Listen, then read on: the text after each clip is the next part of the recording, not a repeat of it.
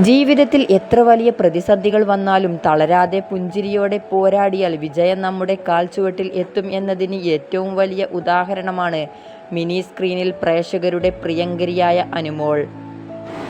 തനിനാടൻ പെൺകുട്ടികളിൽ നിന്നും മലയാളികളുടെ മനസ്സ് കവർന്ന ബിഗ് ബോസ് ടൈറ്റിൽ വിന്നർ വരെ എത്തിയ അനുമോളുടെ ജീവിതവും സർപ്രൈസ് വിവാഹവും നമ്മെ പഠിപ്പിക്കുന്ന മോട്ടിവേഷൻ എന്താണ്?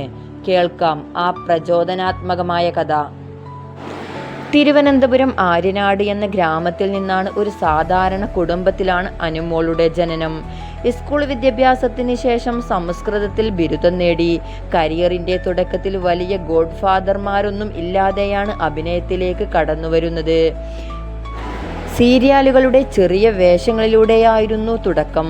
ട്രോളുകളും പരിഹാസങ്ങളും പലപ്പോഴും നേരിടേണ്ടി വന്നിട്ടുണ്ടെങ്കിലും സ്വന്തം സ്വപ്നങ്ങളിൽ നിന്നും അനുമോൾ പിന്മാറിയില്ല. അനുമോളുടെ ജീവിതത്തിൽ വഴിത്തിരിവായത് സ്റ്റാർ മാജിക് എന്ന ഫ്ലവേഴ്സ് TV ഷോ ആയിരുന്നു. സ്വന്തം നിഷ്കളങ്കതയും തമാശ രൂപേണയുള്ള പ്രതികരണങ്ങളും കൊണ്ട് ആളുകളുടെ മനസ്സിൽ ഇടം നേടി. മികച്ച നടിക്കുള്ള സംസ്ഥാന അവാർഡ് മുതൽ ബിഗ് ബോസ് മലയാളം സീസൺ 7 ജേതാവ് വരെയായി മാറാൻ അനുമോൾക്ക് സാധിച്ചത് അവരുടെ കഠിനാധ്വാനം കൊണ്ട് മാത്രമാണ്. നെഗറ്റീവ് കമന്റുകളെയും സൈബർ ആക്രമണങ്ങളെയും തനിക്ക് മുന്നേറാനുള്ള ഇന്ധനമാക്കിയാണ് അനുമോൾ ജീവിച്ചത്. വിമർശകർക്ക് മുമ്പിൽ സ്വന്തം ജീവിതം കൊണ്ട് മറുപടി നൽകിയ അനുമോൾ അടുത്തിടെ തമിഴ് നടനും മോഡലുമായ ഭുവനേഷിനെയാണ് ഗുരുവായൂരിൽ വെച്ച് വിവാഹം കഴിച്ചു.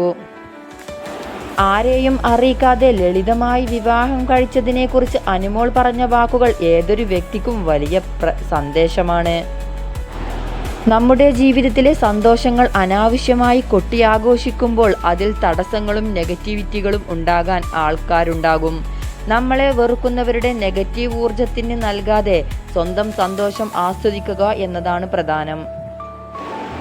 കേന്ദ്ര സഹമന്ത്രി സുരേഷ് ഗോപി ഉൾപ്പെടെയുള്ളവർ പങ്കെടുത്ത ആ ചടങ്ങിൽ അതിനൊപ്പം നിന്നവർക്കൊപ്പം സന്തോഷത്തോടെ അനുമോൾ പുതിയൊരു ജീവിതത്തിലേക്ക് കടന്നിരിക്കുകയാണ്. അനുമോളുടെ ജീവിതം നമ്മെ പഠിപ്പിക്കുന്നത് ഇതാണ്: മറ്റുള്ളവരുടെ അഭിപ്രായങ്ങൾ കാതോർക്കാതിരിക്കുക. ആളുകൾ നിങ്ങളെക്കുറിച്ച് എന്ത് പറയുന്നു എന്നതിലല്ല, നിങ്ങൾ നിങ്ങളുടെ ലക്ഷ്യത്തിൽ എത്രത്തോളം ഉറച്ചു നിൽക്കുന്നു എന്നതിലാണ് വിജയം.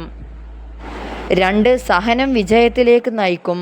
അനുഭവിച്ച കഷ്ടപ്പാടുകളും കളിയാക്കലുകളും ഉള്ള മറുപടി നിങ്ങളുടെ വിജയമായിരിക്കണം.